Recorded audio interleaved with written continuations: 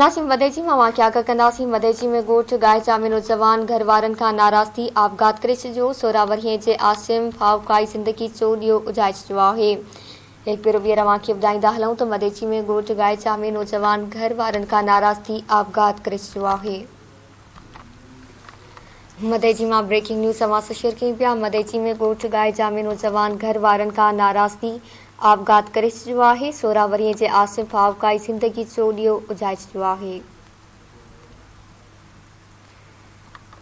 मदेची मां breaking news समाचार share कयूं पिया। मदेची में ॻोठ गाइचा में नौजवान घर वारनि खां नाराज़ थी आपघात करे छॾियो आहे।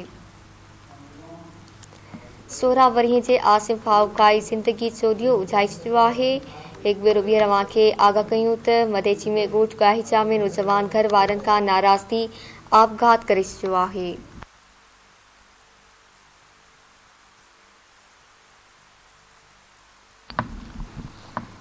मदेची मां ब्रेकिंग न्यूज़ समाचार शेयर कयूं पिया। मदेची में ॻोठ गाइचा में नौजवान घर वारनि खां नाराज़ थी आपघात करे छॾियो आहे।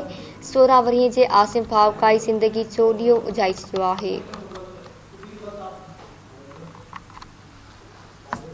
मदेची मां ख़बर वास शेयर कयूं पिया। मदेची में ॻोठ गाइचा में नौजवान घर वारनि खां नाराज़ थी आपघात करे छॾियो आहे। 16 वरीअ जे आसिम फावकाई ज़िंदगी जो ॾींहुं उजाए छॾियो आहे।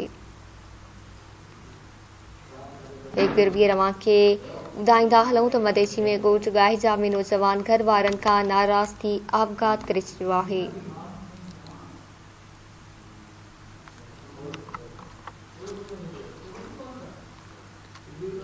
मदेची मां ख़बर वास शेयर कयूं पिया। मदेची में ॻोठ गाइचा में नौजवान घर वारनि खां नाराज़ थी आपघात करे छॾियो आहे। 16 वरीअ जे आसिम फावकाई ज़िंदगी जो ॾींहुं उजाए छॾियो।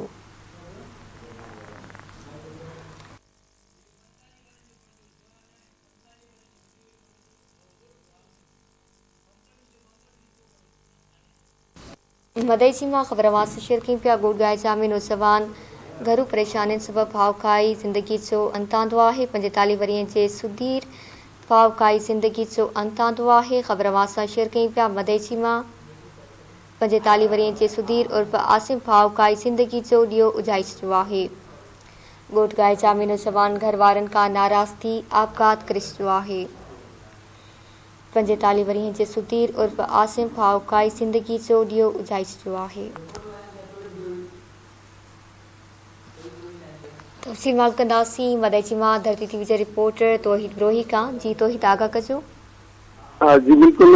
मदेची लॻे ॻोठ गाइजा जो रवासी आहे 45 साल सुधीर उर्फ़ आसिम गाइजो अबड़ो जेको आहे घर वारनि खां काविड़जी घर ॿाहिरां फाव खाई आपघात करे छॾियो आहे ऐं नौजवान खे जेको आहे वारसनि बेहोशी वारे हालत में लाड़काना अस्पताल पहुचायो, जिते डॉक्टरनि संदसि फौत थियण जी तजदीद कई वई आहे।